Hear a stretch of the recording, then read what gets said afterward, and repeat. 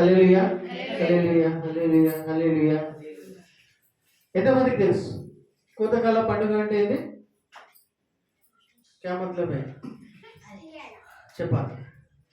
కోతకాల పండుగ అంటే పాత జమానాలో అందరికీ కూడా పొలాలు, పంటలు, ఏమంటారు, ఆవులు, ధాన్యం పండిన వాళ్ళు దేవునికి కోతకాల పండుగ. అదే చెప్తున్నా. పాతకాలంలో చాలా మందికి పంటలు, పొలాలు, ధాన్యము, గొర్రెలు, మేకలు, పశువులు ఉండేవి. అవునా? ఇప్పుడు ఇక్కడ కూర్చున్న వాళ్ళలో ఎంతమందికి పొలాలలో పంటలు పండి ఉంటున్న వాళ్ళు ఉన్నారు? పొలాలు ఉన్నాయి ఎవరికైనా? ధాన్యం పండుతుందా మీ పొలాలలో? లేదు. అయితే దేవుడు ఏమని చెప్తుండంటే సంవత్సరానికి ఒకసారి లేదా 3 నెలలకు ఒకసారి లేదా నెలకు ఒకసారి పంటలు అనేవి పండుతూ ఉంటాయి కదా. కొన్ని పంటలు ఎట్లా 3 నెలలకు ఒకసారి ఫలాలు ఇస్తాయి, కొన్ని 6 నెలలకు ఇస్తాయి, కొన్ని సంవత్సరం పడుతుంది, కొన్ని 2 సంవత్సరాలు కూడా పడతాయి. ఇప్పుడు మామిడి చెట్టు ఫలం ఇవ్వాలంటే ఎన్ని సంవత్సరాలు? అది చెట్టు అయిన తర్వాత దానికి ఫలాలు రావాలంటే ఎన్ని సంవత్సరాలు పడుతుంది?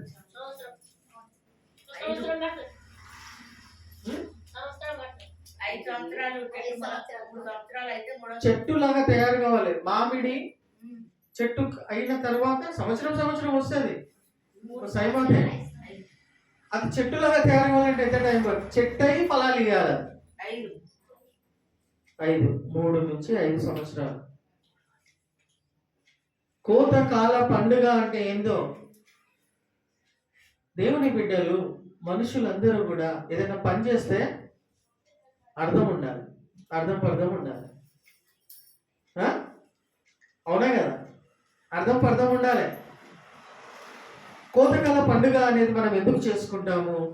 ఇలా చేయమని ఎవరు చెప్పారు? దేవుడు చెప్పాడు. ఎవరికి చెప్పాడు? మనుషులందరికీ చెప్పాడు. క్రైస్తవులకే కాదు, యూదులకే కాదు, యేసుప్రభు శిష్యులకే కాదు, మనుషులందరికీ. వ్యాపారం చేస్తున్న వాళ్ళందరూ మరియు పాడి పంట ఉంటున్న వాళ్ళందరూ కూడా ఈ పండుగ చేయాలని, సంవత్సరానికి ఒకసారి చేయాలని దేవుడు మనుషులందరికీ కూడా ఆజ్ఞాపించాడు. హల్లెలూయా. ఎట్లా, ఏ రకంగా మనం పండుగ చేసుకుంటాం? బైబిల్లో చూసుకున్నట్టయితే నీ పంట చేతికి వచ్చింది అనుకో, ఉదాహరణకి మొక్కజొన్న పంట పెట్టినవును, అది సమయం వచ్చిన తర్వాత ఫలాలు, మొక్కజొన్న చేతికి వచ్చింది. ఆ చేతికి వచ్చినటువంటి మొదటి ఫలాలు అంటే మొదటి మొక్కజొన్న అనేది ఏం చేస్తారు? చాలా మంది క్రైస్తవులు కానీ మనిషి అన్న ప్రతి ఒక్క వ్యక్తి కానీ ఏం చేస్తారు? దేవునికి తీసుకుపోయి ఇస్తారు. ఈ పద్ధతి, ఈ సాంప్రదాయం అనేది ఎవరు పెట్టారు? స్టార్టింగ్ నుండే. హల్లెలూయా.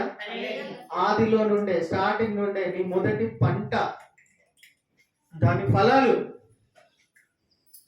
నువ్వు తీసుకొచ్చి దేవునికి ఇవ్వాలి. ఇది సంవత్సరానికి ఒక్కసారి చేయాలి. హల్లెలూయా. సంవత్సరానికి ఒక్కసారి చేయాలని దీన్నే మనము క్రైస్తవులుగా చర్చిలో కలిసి ఏం చేసుకుంటున్నామమ్మా? కోతకాల పండుగ అని చేసుకుంటున్నాం. నేను ఇందాక చెప్పినా కదా, ఏదైనా పని చేస్తే పర్థం అనేది ఉండాలి. ప్రతి పదానికి అర్థం అనేది ఉంటుంది. హల్లెలూయా. కోతకాల పండుగ ఎందుకు చేయాలనేది మీ ఎంతమందికి అర్థం కాలేదు? చేతులు ఎత్తండి. చేయాలి.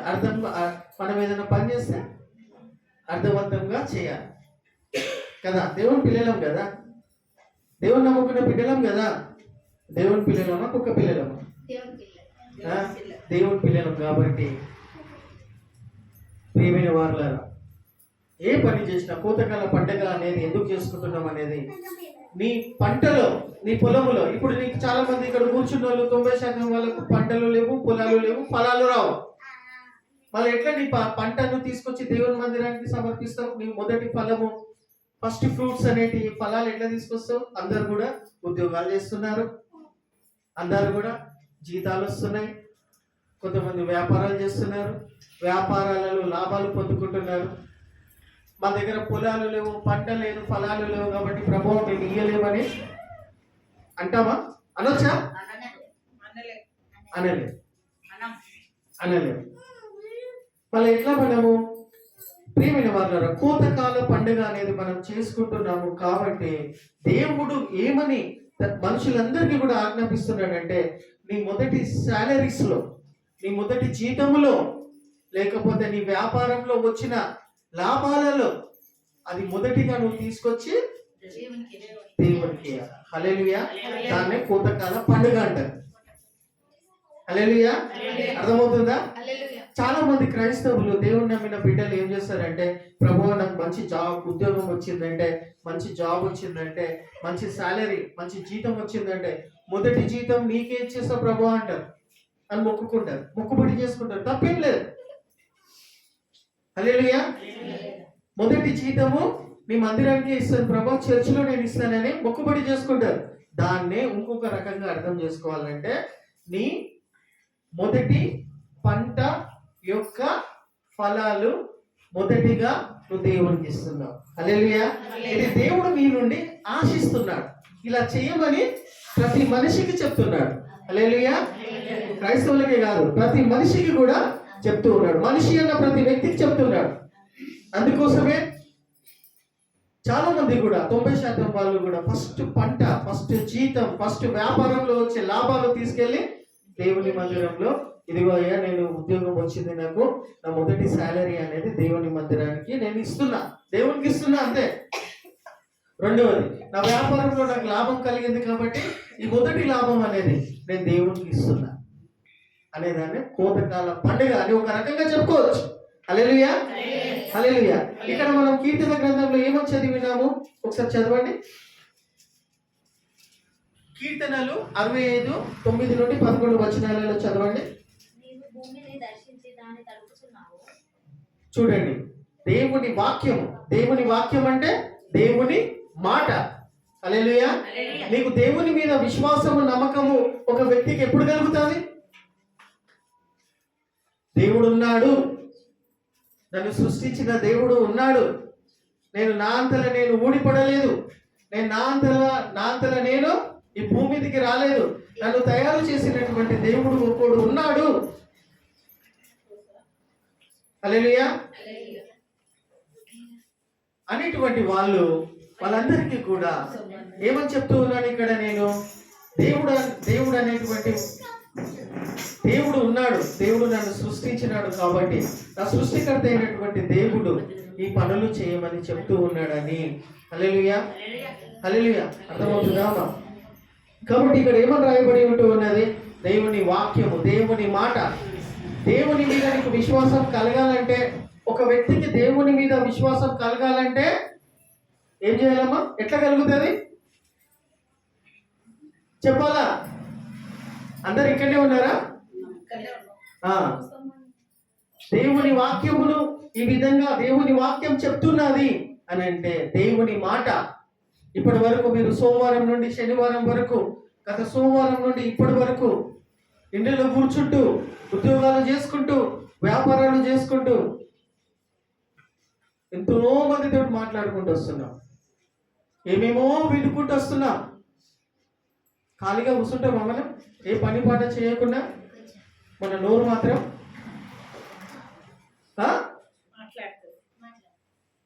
ఏ పని పాట చేయకుండా, ఏ ఉద్యోగం లేకున్నా, ఏ వ్యాపారం లేకున్నా, ఏ పని లేకున్నా మన నోరు మాత్రం ఖాళీగా, అది మాత్రం ఖాళీగా ఉండదు. కానీ ఖాళీగా ఉంచిన వ్యక్తులు ధన్యులు. నీ నోరుని కంట్రోల్ చేసుకుంటే, నీ నోరు మంచిగుంటే నీ ఊరు మంచిది. నీ నోరు బాగలేకపోతే, ఊరేం బాగుంటుంది. నీ నాలుక మంచిగా ఉంటే అన్ని బాగుంటాయి.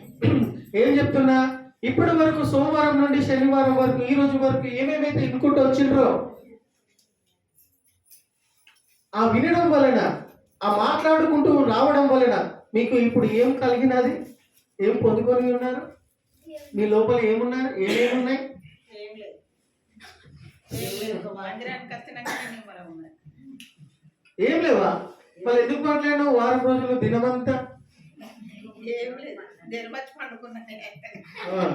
ప్రియమైన వారులారా, దేవుని వాక్యము, దేవుని వాక్యం అంటే దేవుని మాటలు. హల్లెలూయా. దేవుని మాటలు వింటూ ఇప్పుడు ఈ టైంలో మనం ఏం చేస్తున్నాం? దేవుని మాటలను శ్రద్ధ, మన మనసు దేవుని వాక్యము పైన, దేవుని మాటల పైన పెట్టాలి, ఉంచాల. ఇక్కడ కూర్చున్న వాళ్ళు ఇక్కడ ఏం జరుగుతుందో ఆ పని మీదనే మనసు పెట్టుకొని ఉండాలా. హల్లెలూయా. ఏ టైంలో ఏ పని చేయాలో ఆ పనే చేయాలా. హల్లెలూయా. ఇప్పుడు మనం ఏం పని చేయాలా? వాక్యం అంటే ఏమని చెప్పిన ఇందాక? దేవుని మాట. ఇప్పటి వరకు మీరే చెప్పారు, సోమవారం నుండి శనివారం వరకు మేము ఏమేమో ఇనుకుంటూ వచ్చినాం, ఏమేమో మాట్లాడుకుంటూ వచ్చినాం, మాకు ఏం కలగలేదు. కానీ దేవుని మాట ఇప్పుడు మీరు వింటే మీకు ఏం కలుగుతుంది? విశ్వాసం కలుగుతుంది. ఏమని విశ్వాసం కలుగుతుంది? నువ్వు ఉన్న పరిస్థితి ఏదైతే ఉన్నదో, హల్లెలూయా, నువ్వు ఏదైతే పరిస్థితిలో ఉన్నావో ఆ పరిస్థితి నుండి నేను ఎట్లా బయటపడాలి, ఆ పరిస్థితి నుండి నేను ఎట్లా బాగుపడాలి, ఆ పరిస్థితిలో నుండి నేను ఎట్లా అధిగమించాలా అనేటువంటి విశ్వాసము నీకు ఈ మాటలు, దేవుని మాటలు వినడం వలన హల్లెలూయా కలుగుతాయి. హల్లెలూయా. ఇప్పటి వరకు మీరు వినుకుంటూ వస్తున్న మాటల వలన మీకు ఏం కలగలేదు. దేవుని వాక్యం ఇప్పుడు బాగా వింటే మీకు ఏం కలుగుతుంది? విశ్వాసం కలుగుతుంది. దేవుని నమ్మాలని ఆశ కలుగుతుంది. హల్లెలూయా. పుట్టుకొస్తుంది, వద్దన్నా కానీ కూడా నేను ఎవరు ఆపలేరు. హల్లెలూయా. దేవుని మాటలలో అంత శక్తి ఉన్నది. హల్లెలూయా. దేవుని మాటలు ఏమని చెప్తూ ఉన్నాయి? కీర్తనలు 65:9-11 ఏమని చెప్తూ ఉన్నాయి? చదవండి.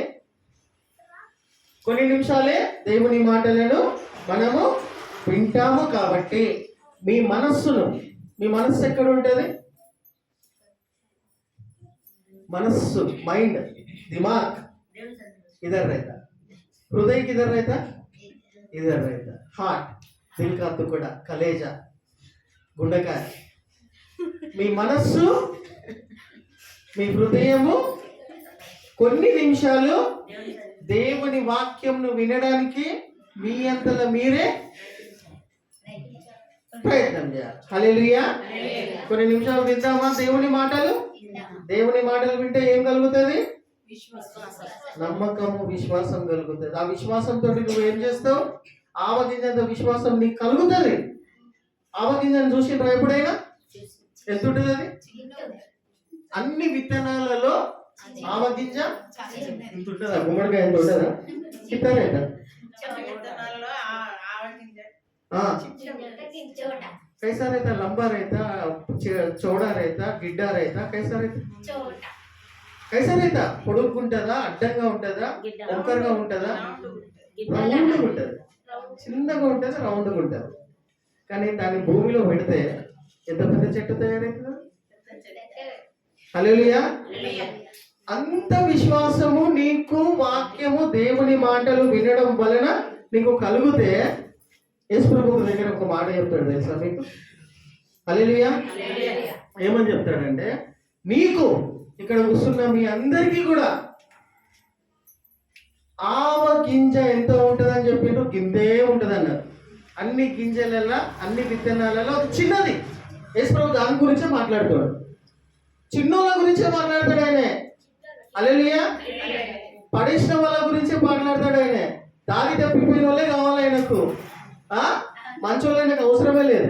ఎందుకంటే మంచోళ్ళ దగ్గరికి పోతే ఏమంటారు వాళ్ళు? నాకు అన్నీ తెలుసు పో ప్రభువా, నీ అవసరం నాకు లేదంటారు.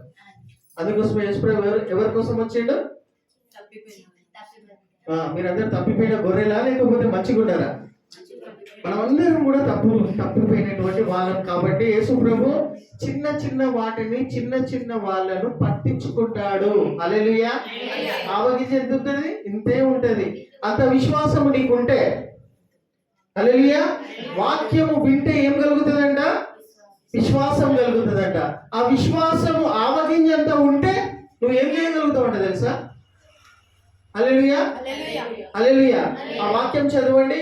ఇక్కడ ఉన్నటువంటి కొండను వెళ్ళి సముద్రంలో పడిపోవాలంటే ఆ కొండ నీ మాట వెళ్ళి, నీ మాట విని, కొండ అంటే మీరు కొండ దగ్గర వెళ్ళి నిలబడి, ఇక్కడ చుట్టుపక్కల ఏరియాలో ఏదైనా కొండ ఉందా? హనుమకొండ ఉంది. కొండ దగ్గరికి వెళ్ళి మీరు నిలబడి, యేసు ప్రభు చెప్పిండే కదా, ఈ కొండ యేసు నామంలో చెప్తా, హనుమకొండకి చెప్తున్నా, యేసు నామంలో చెప్తున్నా, ఇక్కడికి వెళ్ళిపోయి పడ్డపల్లి చెరువులో పడును గాక అంటే పడుతుందా? హనుమకొండగా ఆజ్ఞాపిస్తున్నా, కొండ ముంగట నిలబడి ఆజ్ఞాపిస్తున్నా. పడ్డపల్లి చెరువు, ఇంకేమేమి చెరువులు ఉన్నాయి? ఇంకేం చెరువులు ఉన్నాయి? వరంగల్ కాజుపేట చెరువులో పడును గాక. యేసు ప్రభు చెప్పిండు కదా, విశ్వాసం ఆవగింజంత విశ్వాసం ఉంటే కొండ దగ్గర నిలబడి, కొండ వెళ్ళి సముద్రంలో చెరువులో పడును కాకంటే ఆ కొండ ఏర్లతో పాటు బయటికి వచ్చి చెరువులో పడిపోతుందంట. ఆ వాగులో పడిపోతుందంట. మళ్ళీ యేసు ప్రభు చెప్పిండు కదా, కొండ లాంటి ఆవగింజంత విశ్వాసం ఉంటే ఇంత గొప్ప పనులు చెయ్యొచ్చు. హల్లెలూయా. కానీ కొండ అంటే నిజంగా కొండ కాదు అక్కడ. ఎవరు చెప్పిన మాట? నీ సమస్యలు ఎట్లా ఉన్నాయమ్మా నీ ముంగట నిలబడి? ఇప్పుడు ఉన్నాయా? ఎంతమందికి ఉన్నాయి? కొండ లాంటి సమస్యలు నా ఎదురుట నేను నిలబడితే చాలు, ఇట్లుండే కొండ, ఇట్లుండే నా సమస్యలు అనేవాళ్ళు. కొండకెక్కినాయి నా సమస్యలు, కోతిలాగా సమస్యలతోటి. హల్లెలూయా. కొండ లాంటి సమస్యలతోటి నువ్వు విశ్వాసముతో పలకాల, మాట్లాడాల. వెళ్ళిపో. యేసు నామంలో చెప్తున్నా, ఈ సమస్య, ఈ అప్పుల బాధ, ఈ రోగము, ఈ కుటుంబంలో సమస్య, నా భర్త నా మాట వినడు, ఆ విధంగా వినకుండా చేస్తున్న దురాత్మ, అపవిత్రాత్మ, సైతానా, వెళ్ళిపో యేసు నామంలో. హల్లెలూయా అని మాట్లాడుతూ ఉండాలి. ఆవగింజంత విశ్వాసం పెట్టుకుంటూ నువ్వు ఎన్నిసార్లు పలుకుతే, నేను ఎన్నిసార్లు పలికినది అయితలేదు అంటే అది అయ్యేంత వరకు పలుకుతూనే ఉండాలి. హల్లెలూయా. ఎంత విశ్వాసంతో ఉందా? ఎంతమందికి ఉంది ఆవగింజంత విశ్వాసం? ఎంతమందికి ఉంది ఇక్కడ కూర్చున్న వాళ్ళకు? అంటే దాని అర్థం ఇంకో రకంగా చెప్పాలంటే, ఆవగింజంత విశ్వాసం ఉందా అంటే దాన్ని ఇంకో రకంగా చెప్పాలంటే ఎట్లా? సింపుల్ గా చెప్పాలా? నా దేవుడు చూసుకుంటే, నా దేవుడు నా దేవుడు చూసుకుంటాడులే, నా దేవుడు తీసేస్తాడులే, నా యేసు ప్రభు తీసేస్తాడులే అంటే అయిపోతుంది. హల్లెలూయా. ఇంకో రకంగా చెప్పాలంటే, నా దేవుడు చూసుకుంటాడు, నా దేవుడు బాగు చేస్తాడు, నా దేవుడు స్వస్థపరుస్తాడు అని నువ్వు ఎప్పుడు చెప్తావు తెలుసా? నీకు ఆవగింజంత విశ్వాసం ఉన్నప్పుడు. హల్లెలూయా, హల్లెలూయా. ఇంకో రకంగా చెప్పాలంటే, అయితే దేవుని మాటలు వినుట వలన నీకేం కలుగుతుంది? విశ్వాసం కలుగుతుంది. కొండలాంటి సమస్యలు నీ ముంగట వచ్చి నిలబడ్డప్పుడు నువ్వు ఏం చేస్తావు? ఆ సమస్యలను చూసి భయపడి, బాధపడి ఎవరి దగ్గరకు ఉరుకుతావా? వాక్యం తెలియకపోతే, విశ్వాసం లేకపోతే అట్లా చేస్తారు. హల్లెలూయా. ఇప్పటికీ కొంతమంది ఉరుకుతూనే ఉన్నారు. ఉరుకుడు. హల్లెలూయా. ఉరుకుడు. అవునా? సమస్యలను చూసి ఉరుకుడు. కానీ యేసు ప్రభు ఏం చెప్తున్నాడు? ఆ సమస్యతోటి, ఆ బాధలతోటి విశ్వాసమును పెట్టుకొని నువ్వు నేను పలికినట్టయితే, అది అయ్యేంత వరకు చేస్తూ ఉన్నట్టయితే, ఆ గుట్ల లాంటి సమస్యలు వేర్లతో పాటు వెళ్ళి పడిపోతాయి. నీకు కనిపించకుండా కొట్టుకపోతాయి అవి. హల్లెలూయా. నీకు కనిపించకుండా కొట్టుకపోతాయి. హల్లెలూయా. కాబట్టి దేవుని వాక్యము दिल और दिमाग से अच्छा सुनना चाहिए। सुनने से क्या पैदा होता है आपके अंदर? क्या मिलता है आपको? మనస్సుతోటి, హృదయంలో, మీ మనసులో, మీ చేతిలో పెట్టుకొని బుద్ధిగా దేవుని వాక్యము మీ కోసమే, మీ లాభము కోసమే వింటూ ఉండాలి. హల్లెలూయా. ఎన్నిసార్లు చెప్పినా వింటూ ఉండాలి. ఎన్నెన్ని సార్లు చెప్పినా అన్నన్ని సార్లు నీకు నాకు వింటున్న వాళ్ళకి ఏం కలుగుతుంది? విశ్వాసం కలుగుతుంది. హల్లెలూయా. కాబట్టి ఇప్పుడు దేవుని వాక్యం ఇక్కడ ఏమని చెప్తుంది? కీర్తనలు 65:9-11 ఒకసారి చదవండి. దేవుని మాటలు ఏం చెప్తున్నాయి? చదవండి. దేవుని మాటల పైన మనసును హృదయాన్ని పెట్టుకొని విందాం. హల్లెలూయా. చదవండి. నీవు భూమిని దర్శించి దాన్ని తడుపుచున్నావు. హల్లెలూయా. నీవు భూమిని దర్శించి దానిని తడుపుచున్నావు. దానికి మహా దైశ్వర్యము కలగజేసి ఉన్నావు. దేవుని నది నీళ్లతో నిండి ఉన్నది. నీవు భూమిని అట్లు సిద్ధపరిచిన తర్వాత వారికి ధాన్యము దయచేయుచున్నావు. చూసారా ప్రియమైన వారులారా, కోతకాల పండుగ సమయములో మనకు పంటలు చేతికి వస్తున్నాయి. మనము మంచిగా 3 పూటల భోజనం చేస్తున్నాము అని అంటే ఆ పాడి పంటలు అనేటి సమృద్ధిగా పండుతూ ఉన్నాయి. కాబట్టి ఆయా సమయాలకు ఫలములు పంటలు మన చేతుల్లోకి వస్తున్నాయి. కాబట్టి మార్కెట్లో మనకు దొరుకుతూ ఉన్నాయి. కాబట్టి ఇవన్నిటిని కలుగజేస్తున్నది ఎవరు? హల్లెలూయా.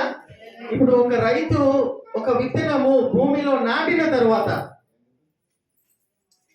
దానికి నీళ్లు పోస్తాడు, దాన్ని జాగ్రత్తగా చూసుకుంటాడు.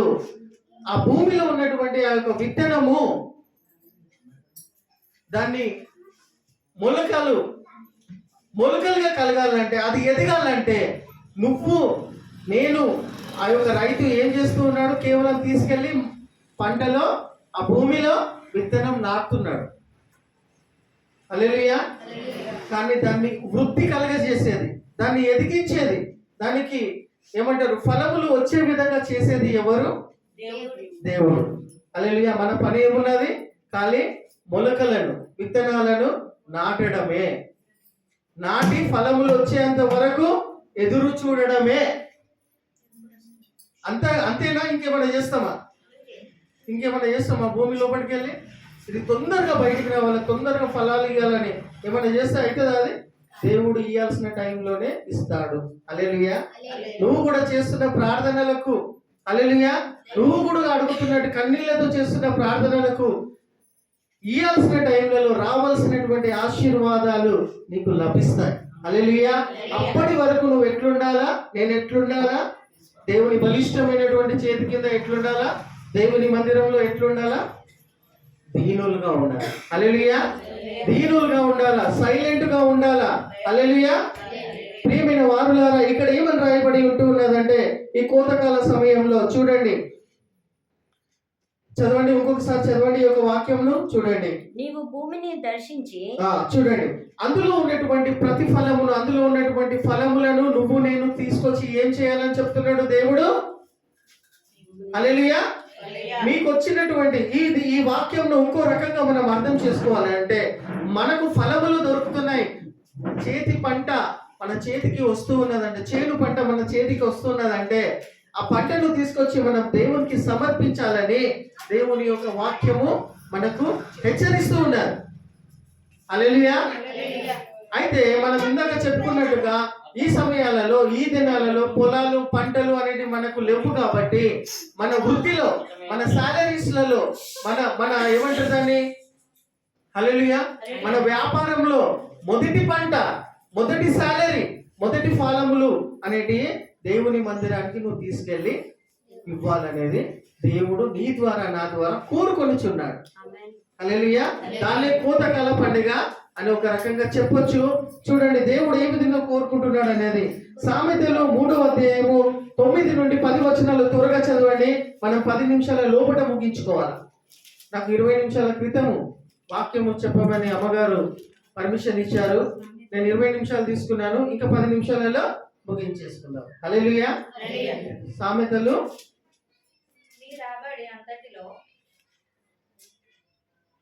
కొంచెం తెలుగులో చదవమ్మా. సామెతలు 8వ అధ్యాయం. నీ రాబడి అంతటిలో నీ రాబడి అంతటిలో ప్రథమ ఫలమును. చూసారా ఏం కోరుతున్నాడమ్మా?